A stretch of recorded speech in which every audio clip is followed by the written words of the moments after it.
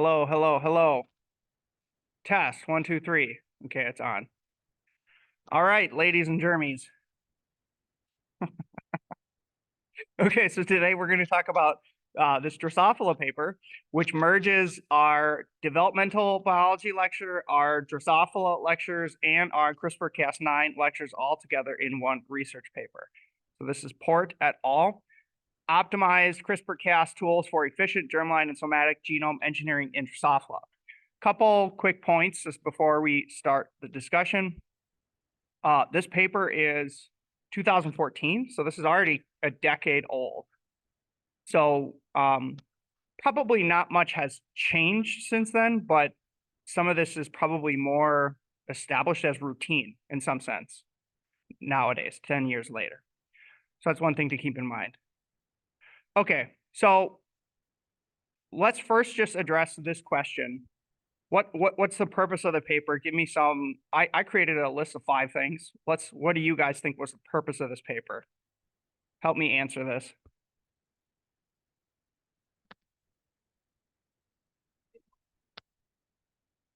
Okay, so comparing promoters.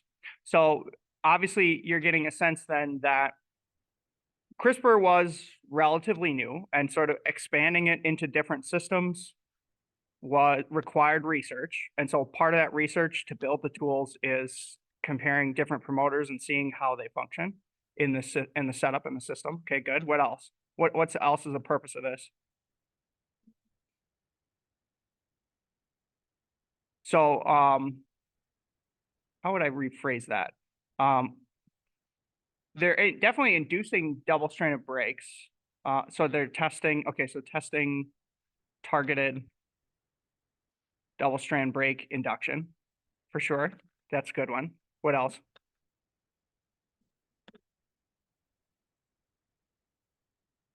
I would say rephrase that as testing inheritance of the modifications.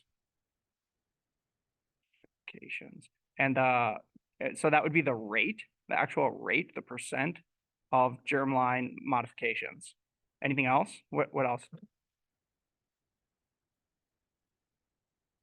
Double multiplexing. Testing multiplexing. So testing more than one guide. And they actually did some really interesting things with that. We'll talk about that. What else? Any other ones? And then I'll compare my notes.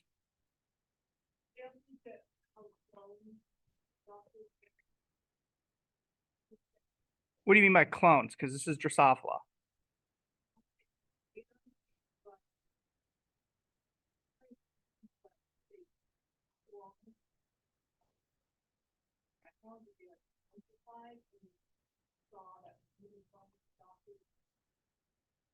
I know what you mean. It's probably clonal populations, but I guess probably the better term for that, they might have used that term clone, but probably the better term for that is establishing what I would call Drosophila lines. Or you might, if you want to get real technical, you might call this what's called iso-female lines, which means there was a unique female that was derived, and then her offspring generate a clonal population of flies. But I would just call that a strain. That's sort of like they might have used that word, but when I hear clone, you typically think of microbes. So I'd cut for Drosophila, I'd say lines. Okay, let me compare my notes, and let's see which ones we hit on, which ones we did not. Okay, so one of the things that people did not say, which I'll add then, is establishing transgenic Cas9 lines. So whenever you're using or expanding CRISPR into a different system, it's helpful if you build tools that people don't have to build anymore. So if somebody was to build a transgenic Cas9 line, then that means that nobody else would have to build that. And so that infrastructure would be established, and people could just take that line from the stock center. So that's one thing that they're doing. Will somebody open the door for him? Testing promoters. So let me expand this. Testing promoters for what? Comparing promoters for what? There's actually 2 different promoter things that they care about. Yeah, so that's a promoter for, so promoters for the guides. And then the other one is promoter for what?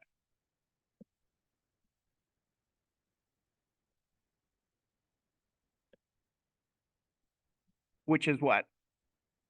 What's the CRISPR component? This should definitely be a review for my people who definitely watch my CRISPR lecture. Remember the other component of the system, the guides, and then what? Really? Okay, we'll have to review that quick if nobody's understanding that. Okay, that's a big thing. So when you run CRISPR Cas9, traditionally that's a two-component system that they're using in biotechnology. What are the components? The guide, that's one component that binds, okay, and it has a site that it recognizes to induce a cut. What's the other component? The guide is what type of molecule? RNA, it's a nucleic acid. Traditionally, nucleic acids don't really have enzymatic function. So what's doing the cut?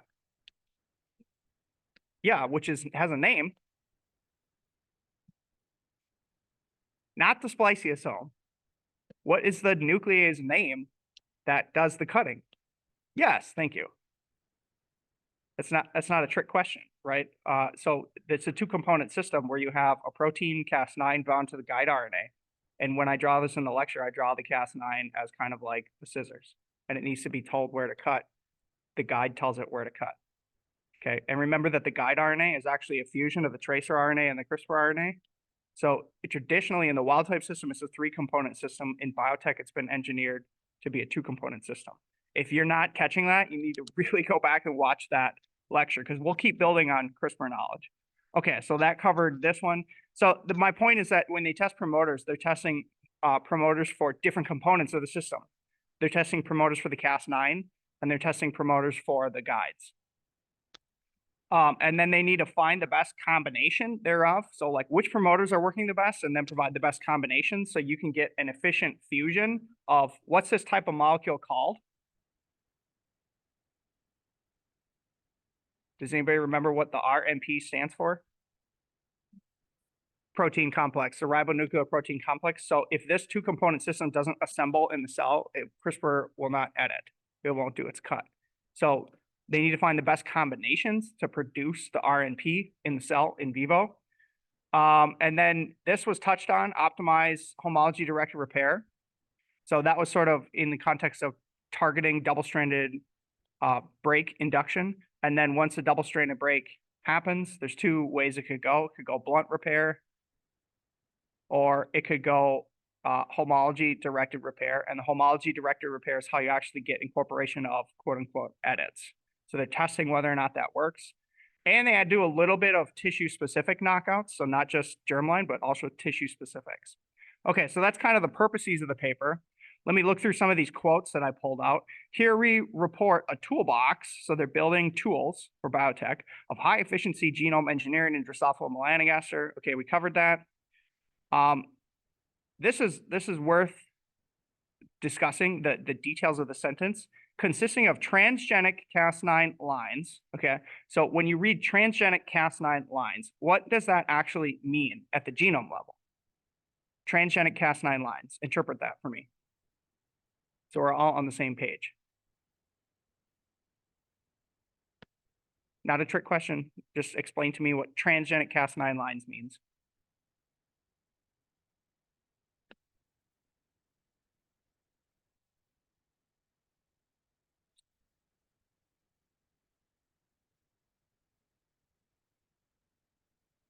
Moved?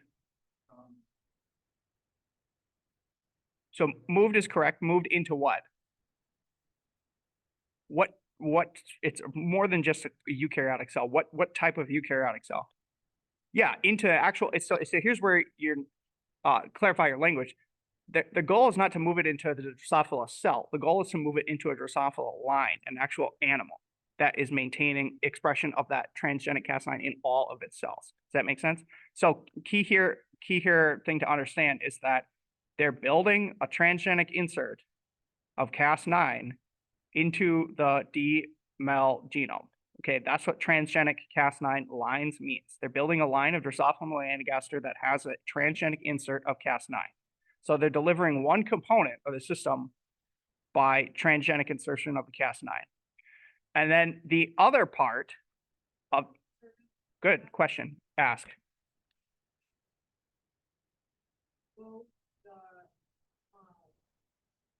RNA and Cas9. No, that's why I'm explaining this. The transgenic insertion of Cas9 is only coding for the gene of the nuclease, Cas9. Okay.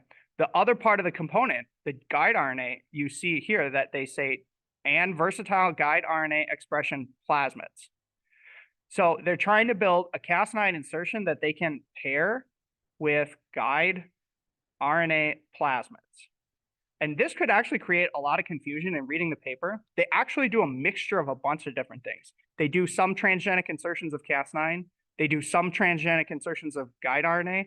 And then they do combinations where they do a transgenic insertion of Cas9 with a plasmid that's carrying guide RNA. So understand, if I was to elaborate on this, understand that there's multiple modes of delivery of the different components. So one mode of delivery is you could have a Cas9 transgenic insert with some promoter, and you could pair that with a transgenic insert of the guide RNA with some promoter. This would be one combination that would construct or create the RNP. You could also have a transgenic insertion of Cas9, and you could deliver a bolus of the plasmid that has guide RNA via microinjection, okay? And then the RNP would be reconstructed only in the embryonic zygote, okay? So this one is via microinjection. That's the second mode to create the RNP. A third mode to create the RNP is you could have dual plasmid systems. You could have a Cas9 plasmid, and you could have a guide RNA plasmid, and you could deliver both of these through microinjection into the embryo to get an RNP. And there are other ways, like there's even more ways to do the delivery here. You could actually express the Cas9 protein from recombinant protein expression. You could combine the protein with guide RNA, and you could microinject that to construct the RNP. Okay, so what you need to understand from this is that there's two components of the system that need to be brought together, and there's different modes or ways that you could bring about these things coming together. Here's 4 examples. And there's a question of, when people were first starting to do this, which one of these methodologies is the best way to go? And what is the pros and cons of each methodology? So they're kind of like exploring that, a little bit of that complexity in this system. Okay, let's go to the second highlight. Systematic evaluation of Cas9 lines with ubiquitous or germline restricted patterns of activity. So again, they're really concerned about what is the promoter, what's a good promoter for the expression of the Cas9. And we'll talk about some of the promoters that they test, but that's a big concern that they're exploring. We also demonstrate differential activity of some of the guide RNA expressed from different U6 snRNA promoters. So the other thing here that they're interested in is exploring what are the promoters that are in front of the guide RNA on the plasmids, and how do those differ, and which ones are good and which ones are bad. Okay. Let's go into the introduction. So essentially, this paper comes in the context of trying to have a more accurate and more precise way to do targeted mutagenesis in Drosophila. In the past, you could do mutagenesis with EMS, which is a chemical mutagen. But the problem with chemical mutagenesis is it's going to broadly like shotgun the genome. You don't know what effect you're going to get. And oftentimes it's very difficult to trace that mutation once you acquire one. There's also random mutagenesis via transposons, like the P element we talked about. The downside of that is it's random, so you don't get to pick what mutation you're constructing. So oftentimes to get these unique mutants, They just did random screens and found a mutant, and then that became an important mutant.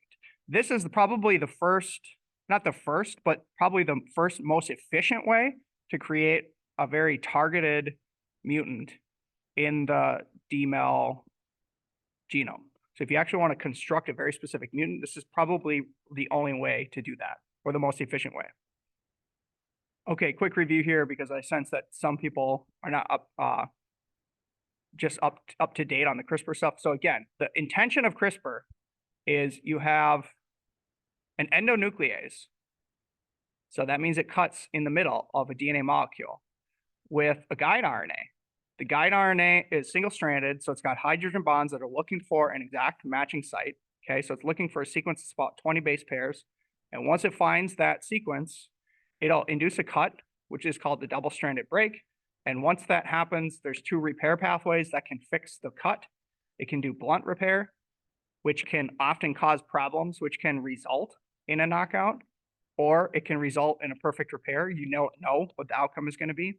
And then the other outcome is homology-directed repair, which is homologous recombination, which is where you actually have a template that is repaired off of, and that's how you get or construct what's called an edit. Okay, so know that CRISPR can do different things. One of these is the knockouts, where it's kind of random in a sense of you don't quite know exactly what sequence you're going to get. And then the other side of this is homology-directed repair, where you can actually get an edit, which comes from repair off of a template molecule. Okay, so that's just a little bit review.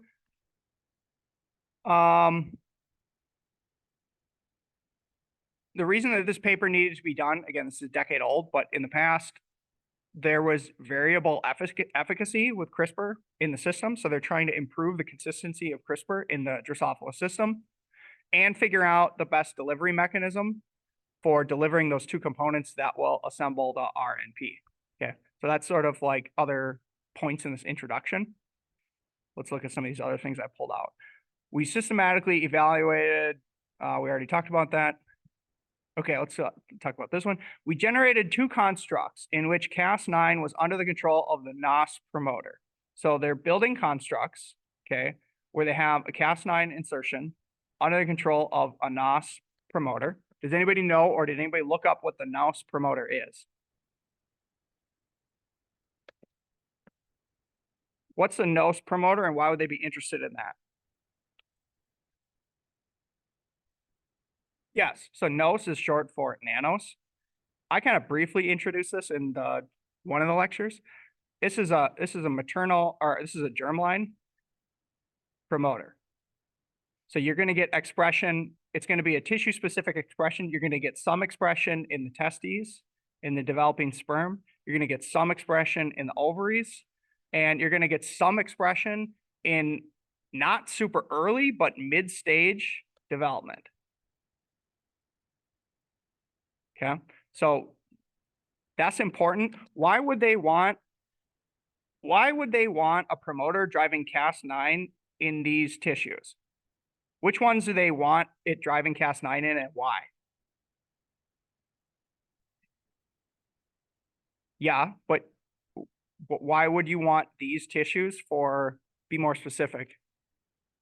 Yeah, that's the key thing, is it needs to be, the RNP needs to be assembled in the germline to get germline editing. So if you have Cas9 being expressed in the ovaries, it's going to, in theory, be loaded into the embryo, according to the development that we talked about through the nurse cells. And if you have Cas9 being expressed in early development, it's also going to be around before the blastoderm forms to get the edits in the zygote, okay? It's very, very difficult to get, just so you know, like if there's a timeline of development from like time 0, which is sperm fertilizes the egg, zygote, to like fully developed larvae. It's very difficult to get expression here in very early embryonic stages, because most of what's being expressed is just what was loaded by the maternal ovaries. And then after about 15 divisions, you start to get some expression, which is where NOS kicks up. And so you'd get some expression of Cas9 before blastoderm formation, which is the key thing. You can't really edit after that. So keep that in mind, okay? All right, let's finish the discussion of this section here. So they're talking about the NOS promoter, which is active in the male and female germline, and the NOS 3' UTR, which targets protein synthesis to the germ cells. So they're actually building a construct where they have the 3' UTR from NOS into this integration construct. What's the purpose of having the 3' UTR? Can somebody explain that to me?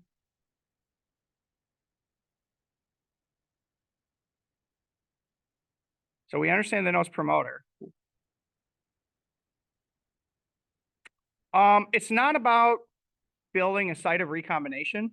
It's not, it's a good thought. Like if you're thinking about they build like homology arms, that's not what they're doing.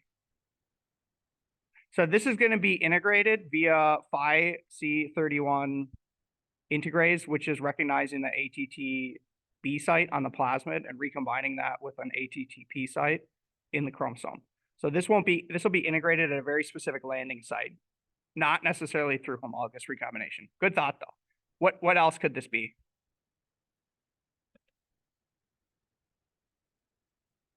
The purpose of this thing. Any thoughts? So again, remember that in development, you have these nurse cells, which are connected to the egg via these ring canals, okay? And the nurse cells are actually what are going to be overexpressing this Cas9 in the ovaries. So the nurse cells are going to be mass producing this messenger RNA for Cas9. And remember, when messages get loaded into the egg, there's a process for that. How do messages actually get loaded into the egg from the nurse cells into the egg? Does anybody remember from that lecture? Yeah, there's cytoskeletal components, okay, that connect these. And there's motor proteins that carry them. How do the motor proteins know what to carry into the egg and where to deliver it to?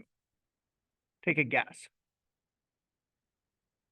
So if there are motor proteins that look like these walking legs, walking on these cytoskeletal components, and they're carrying messenger RNA to be delivered into the embryo, how do they know what to bind to and carry? How would you encode that? Yes. Where would it be? Yes. Okay, so that's what the purpose of this. The purpose of the 3' UTR is that this is a little sequence that's going to make the transcript a little bit longer. And this 3' sequence, 3' UTR, is actually like what a piece of what some proteins will bind to connect it to the motor protein to make sure that it gets delivered. So if you connect that sequence to your gene of interest, your Cas9, now it means that your Cas9 is going to follow the same delivery pathway to be delivered into the embryo, just like it was a standard developmental maternal effect transcript. Does that make sense? So hopefully that's decoding a little bit of this design of some of these constructs. Okay, let's talk about this. We should know this. These plasmids were integrated into the Drosophila genome at defined positions using the ATTB-P phi C31 system. So that's the system that I described that uses a virus protein phi C31, which is an integrase, a recombinase, that recognizes ATTB sites on the plasmid and P sites on the chromosome and catalyzes the recombination, which causes the insertion of this plasmid. So they're building a plasmid that's capable of being inserted onto the chromosome, and they build these insertions. We should remember this from the Drosophila lecture. Okay. Next thing. A construct expressing, okay, here's where it starts to get complex. gRNA, that's guide RNA. Okay. So a construct expressing guide RNA -E. -E is a gene that they're targeting. So it's whatever the gene is the guide RNA is targeting. The gene is actually called ebony. So the name of the gene that they're targeting is called ebony, and they give this guide RNA a short -E name. So construct expressing that guide from the promoter U6.3 spliceosomal SN RNA gene. So what you need to know is that there's some gene in the Drosophila genome that has a name, and its name is U6 semicolon 3 spliceosomal snRNA gene. So this is probably an RNA, a small RNA that somehow is impacting spliceosomes. And they want to take that promoter, the promoter that's driving that gene, and put it in front of the guide RNA. Why would they choose that promoter?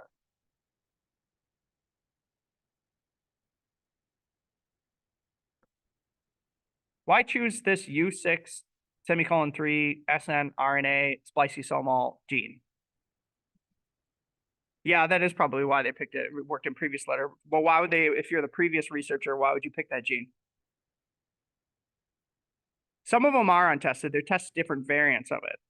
But why would you pick this gene in particular?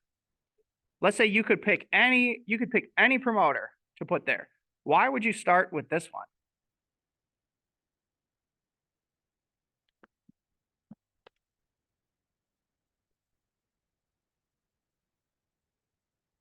Any ideas? I don't actually know the expression pattern. It probably is. So it probably is a constitutive. Why do you think it's constitutive? Like, I don't actually know, but I'm guessing it probably is constitutive.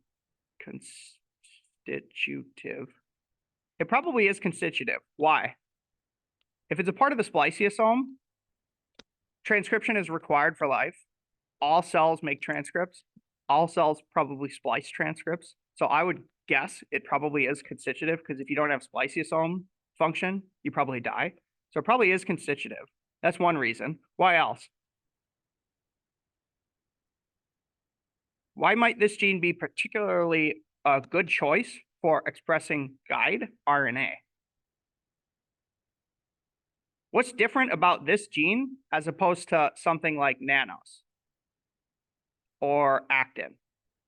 What's different about this gene from other genes? Yes, this is different in that most genes encode RNA that gets translated to a protein. That's a protein coding open reading frame. This is a unique gene that's coding a functional RNA.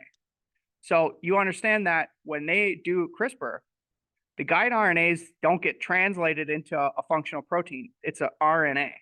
So they're strategically picking a promoter that expresses a functional RNA. And their hypothesis is that that promoter is probably going to work well with this other functional RNA, a guide RNA, as opposed to what they might have also done is choose a protein coding gene. They did not do that. Okay, so I just wanted to make that point. Okay, let's now start looking at the figures. So now you understand essentially what they're doing. Okay, so quickly here, they built a plasmid, and I believe they insert this. Does it say that here?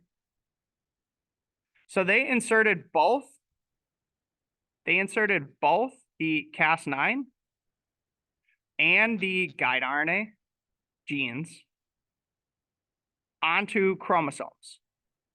And they do that for a very specific reason. So I went through all the gory details of showing you all these different delivery systems where you could put some things on a plasmid, you could do integrations. And what they do in these first experiments is this concoction, where they do a double integration. So they make double transgenic flies, which have both Cas9 and the guide RNA.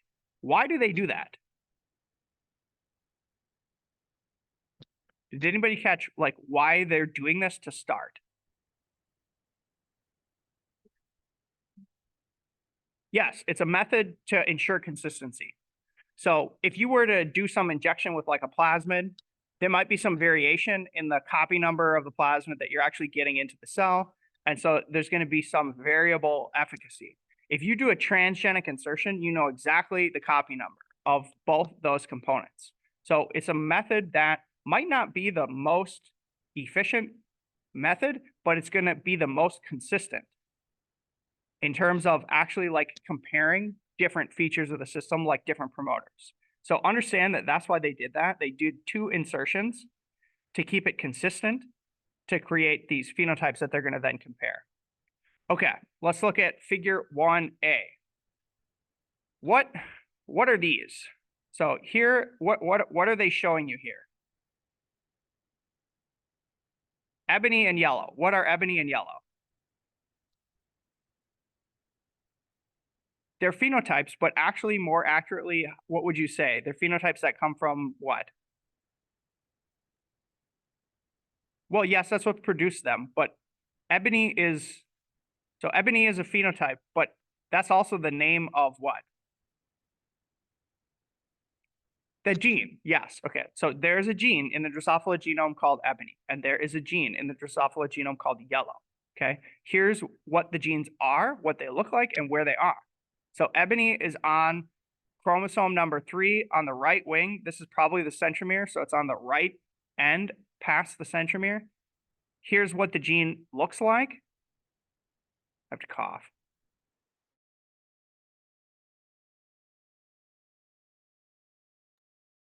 When you look at this gene, what are these brown parts and what are these white parts? Yes, so you're seeing here, this is the genetic structure where there's introns and there's exons, okay? And this, what's this sequence? Here's the start codon of the ebony gene in the first exon, okay? What's this blue region? What's this blue highlight? Yeah, what is that actually? This is the sequence that's putting the specificity of the guide RNA. So in the guide RNA, it's matching this sequence. Okay, this is the PAM site where it cuts, the GG. So you have to find a GG, and then upstream of it, you get about 20 base pairs of specificity. So this is where they're showing you where they're actually targeting. So it's an interesting thing that we brought up when we discussed what you would target in a gene. You actually said target the start codon. That's actually the philosophy here. They're trying to find the start codon and they're just targeting the first exon up right upstream of the start codon. So essentially, like if we're going to mess up the gene, let's just mess up a start codon. Okay. So in theory, this right here, this little arrow, that's where the cut happens. So the cut's going to happen somewhere like right here. Okay, ditto with the yellow. Here is the actual yellow gene. So the yellow gene is a little bit more simple. There's only 2 exons. They're targeting the first exon. Here's where the cut gets made. Here's the sequence that's actually targeting. So these is actually the diagram of the 2 guide RNAs. Why would they choose ebony and yellow? Why target these genes? It's obvious. It's an obvious marker. This is what's called a marker. If it works, they're going to see it in the fly. It's going to be very obvious. Okay, so these are 2 marker genes. Ebony, again, in Drosophila, the names are given based on the phenotype if it's broken. So if ebony is broken, the body will get dark. In this one, yellow, if yellow gene is broken, the body will become yellow. Okay, so here's a first example of this, B. Okay, let's dissect this. Here's a control. I would not call this wild type because I think it's actually a white-eyed. So this is not a wild type fly, but this is their control that they're comparing against. So it's essentially like this is a baseline phenotype that we're comparing against for Drosophila. Okay, and in ebony, so for Drosophila lines that have a functional ebony, this is what they should look like. Okay, now here you have different comparisons. What's different? So if this is the control, what's different in all these? Let's call this A, B, C, D, E, F. What's different? What are they changing? How are they changing the expression of the gene? And what gene are they changing expression of? Yes, all these genes are changing the expression of ebony, but more accurately, what are they changing expression of that then downstream affects ebony? Yes, and what is changing in this with respect to Cas9? Not necessarily, but I would not necessarily call this like a linear of increase of expression of Cas9. What's changing in the Cas9 with respect to Cas9? The what? The promoter. So here's one ACT. What do you think that gene is? That's the actin promoter. So here's a strong constitutive promoter. Here's VASA.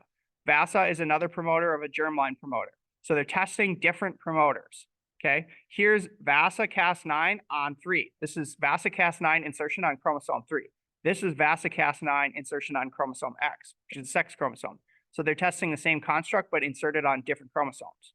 Here is NOS-Cas9, so a different promoter, the nanos promoter, still a germline promoter, Cas9, which also has an insertion of GFP. This is probably just some like weird control.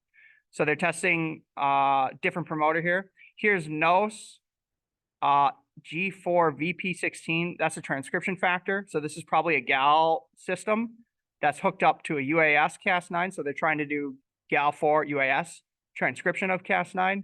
And here is just NOS nanos promoter Cas9. So essentially what's happening is these are all Cas9 insertions, but what they're changing is the promoters and the construct insertion sites to compare different ones. Okay. What else is worth talking about? Okay, so which one of these worked the best and why?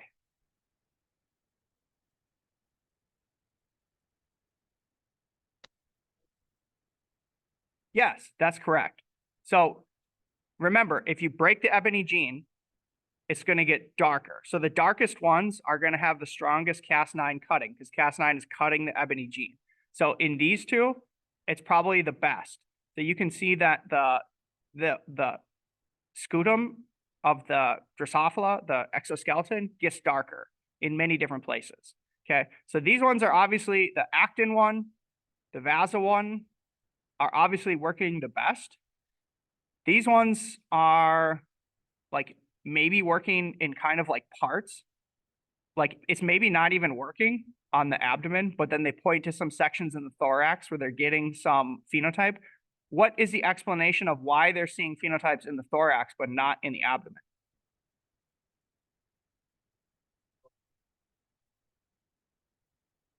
Yes. So although they weren't trying to get a tissue specific here. They probably were trying to do tissue specific stuff here, but not in this one. So what are you actually probably seeing? What does this indicate?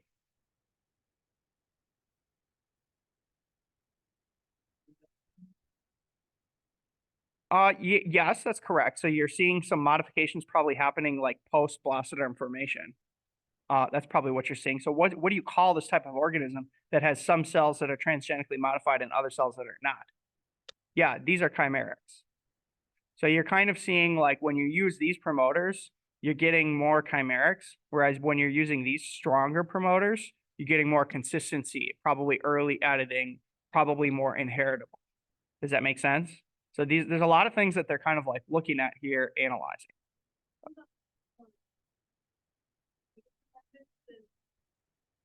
differential activity of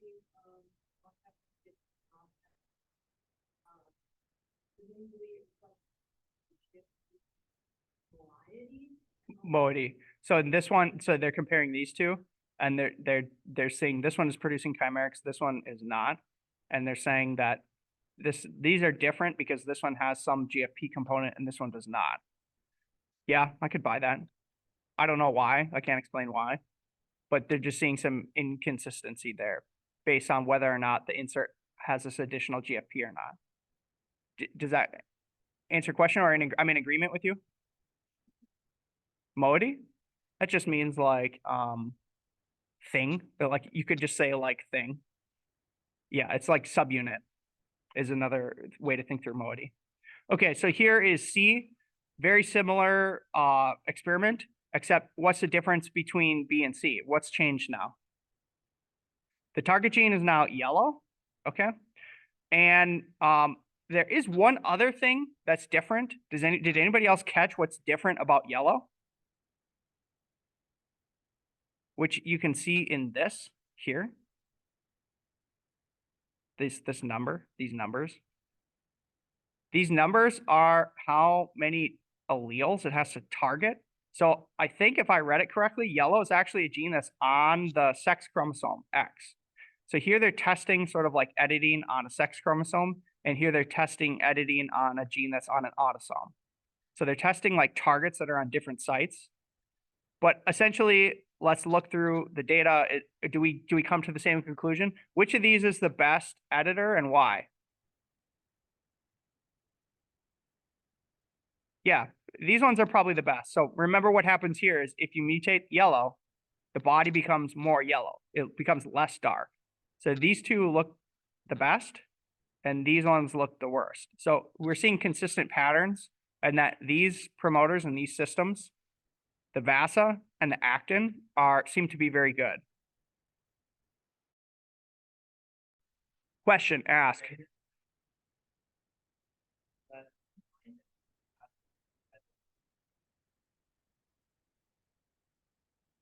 As long as it's inheritable and it's non-essential, you could maintain that line and you could pass that line up.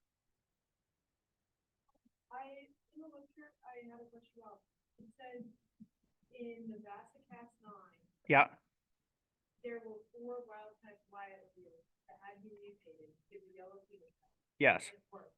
yes. And then later it said in non-Cas9, there was only 1 wild type Y allele that had been mutated. And it did. Didn't work. Well, so what's the question? There's no correlation number of alleles are needed to be done or is needed to be mutated. And the effect of it. Well, it's an interesting question. I think that what they're able to demonstrate is that whether you have 2 alleles or 4 alleles, these promoters are sufficient to get them all edited. But these promoters are not sufficient to get them all edited, in theory, I think. I think that's why they're producing some, like, chimerics, etc. Okay. All right, let's look at this. What is D and E? This is a follow-up then of, this is ebony, and this is the yellow. What's on the y-axis? What are they measuring?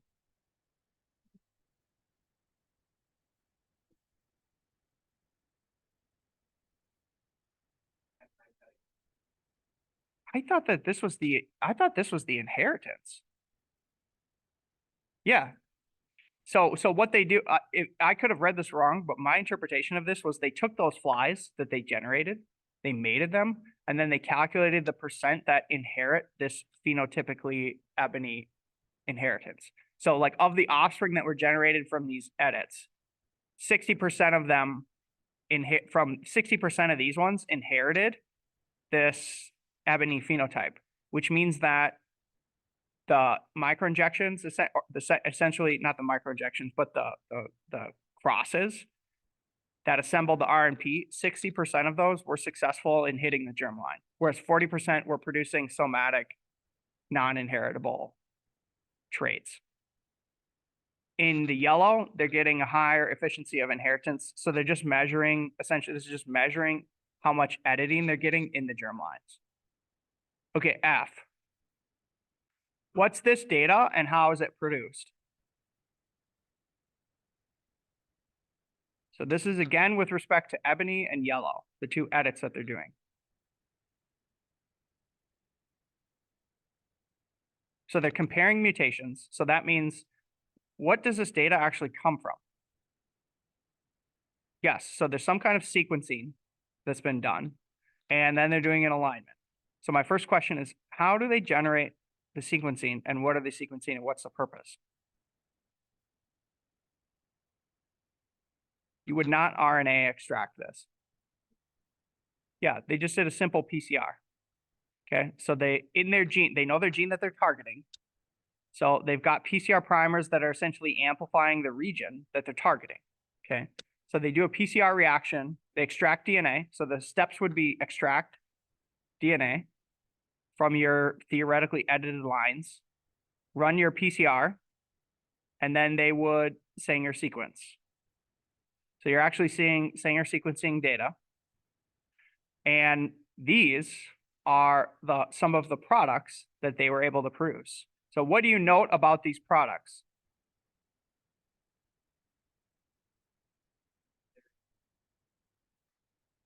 Yes, that's very good. It's inconsistent, which is exactly what I was trying to teach you in the CRISPR lecture. When you do CRISPR, you don't know what you're going to get. You do CRISPR, you generate a bunch of lines, you sequence them, and then you pick ones that are useful for your cause, okay? So here's 4 different lines that they sang or sequenced. They all have different types of deletions. Here's got a deletion of this section. This one has a deletion and a mutagenesis. This one's just got a bunch of mutagenesis, and this one's got a smaller deletion. That's my point about how when you're going for a knockout, you're not guaranteed to know what you're going to get. So in this case, with this 3 deletion, if this deletion is actually in frame, that protein is probably might still be functional, right? So you understand that whatever these are encoding might give you different phenotypes, okay? So that's the thing that you do with CRISPR is that's what I said about doing CRISPR is the first thing, validation is the second thing, figuring out actually like what you got, okay? Okay, here's just the section that tells you like how they PCR sequence that. Okay, so essentially the conclusion here is from all this data, what would you conclude is the best promoters for Cas9? Actin or VASA? So we got 2 good promoters that we're going to want to be working with in the future whenever we're using Cas9 and Drosophila, either actin or VASA. Actin's going to be constitutive throughout the whole organism. VASA is going to be germline specific. So these are 2 powerful promoters that have different tissue specificity. So it's good that they did that. Okay, so the next step then is trying to figure out promoters for the guide RNA. Okay, so look at A. So here they're showing you the SNO or snRNA genes in the Drosophila genome that are coding for those spliceosomal elements. And they're pointing out what chunks they cloned as the promoters. So they don't use the promoter symbol here, but this is one promoter, this is one promoter, and this, nobody has ever studied this promoter, but this section should include the promoter that's controlling this snRNA. So what they're showing you here is they have their base plasmids with their guides, and they're just taking these promoter sections and cloning them upstream of their guide RNA. And then they're going to test these different plasmids through microinjections. So here now they're switching, or are they doing insertion? It looks like they have an ATTB, so they're probably inserting these. Okay, so they're going to insert these and compare them.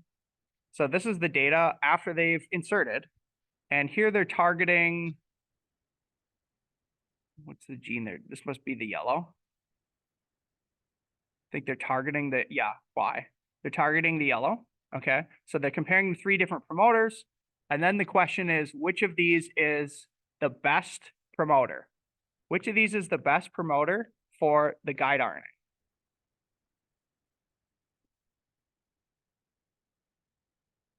I think they say this one is mediocre. This one, they essentially in the text, they say this one is bad. We all see why this one is bad, because this one, these lines should get lighter, and they're not getting lighter compared to the control. So this one is essentially like not working. This one is working in areas, like it's definitely lighter, but there's definitely some spots, what they're pointing out here, where it's creating kind of like mosaics, chimerics, where there's dark spots. And this one, I think they say, is actually the best, the U63. It's very consistent, and you're getting a very consistent phenotype. So then they have now identified a real good promoter, the U63, okay? So they've now identified systems where they can do a Cas9 with the actin, and then you can do another plasmid with the guide RNA with the U63 promoter. So they've identified good promoters. Okay, good. All right. Let's see here. Okay, here's where they do something really interesting. We're kind of running out of time. But this is really interesting. This is worth talking about. So they explored how to make the system more specific. We talked about one of the problems with CRISPR-Cas9 is these off-target effects. Okay. And they are utilizing a strategy that mitigates off-target effects. So the first thing that they have is they have this special Cas9. So they have a gene with Cas9, which is mutated. It's got a mutation, D10A. So it's a Cas9 that's a mutant, D10A. And when it has this D at position 10 mutated to an alanine, it creates what's not an endonuclease, but rather a nickase. What's the difference between endonuclease and a nickase?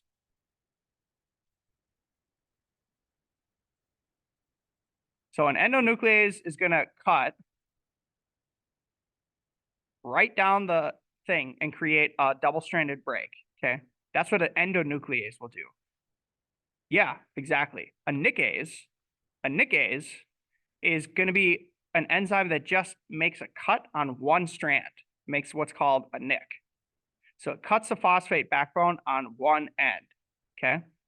And the reason that they can do this is because, I mean, I don't have the actual crystal structure of Cas9, but people have studied the crystal structure and they have identified that this particular D cuts one site and this particular D cuts the other site to create the double-stranded break. So if you mutate one of these, for example, D10 alanine, where you inactivate the other side part of the enzyme to cut the other side, then you just have an enzyme that's cutting one end, okay? And the reason that they can use this to create more specificity is because then they can multiplex with two guides. So they build one guide RNA that cuts here, and then they build another guide RNA that cuts here. And then when they multiplex with these two things, they will only get a double-stranded break if the two guides are targeting in a similar spot. So it's not going to create a double-stranded break in other off-target effect regions. So this is a way to increase the specificity of the enzyme and with this unique nickase mutant. Okay, so that's the conceptual theory of like what they're doing. We're actually over time here. Here, this is actually the data that shows you that they can do, this is not with a nickase, but this is data that shows that they can combine two different guides. So here they create an ebony and a curly O mutant. So it's got a dark body, which is the ebony mutation, and a curly wing, which is curly O. So this is proof that they can combine two different guides that cut at two different sites. Quickly finish up here. This was the actual data from the nickase. So here's the one guide that's targeting one strand. Here's the other guide that's targeting the other strand. And these are actually the mutants that they produced from that nickase. So they are able to generate double-stranded breaks in a very specific fashion using that double multiplex nickase arrangement. Then things started to get really complicated. We can end with, essentially the final point that I'll end with is essentially like their final point is we can now utilize this to study development of Drosophila because we can create a mutant on any gene that we want essentially very quickly. And then we can study the effects of that. And they actually prove that by doing some mutants that affect wings. So here's a mutant that they create where they're messing up the wings and they're using this as a tool to study development. Okay, that's it.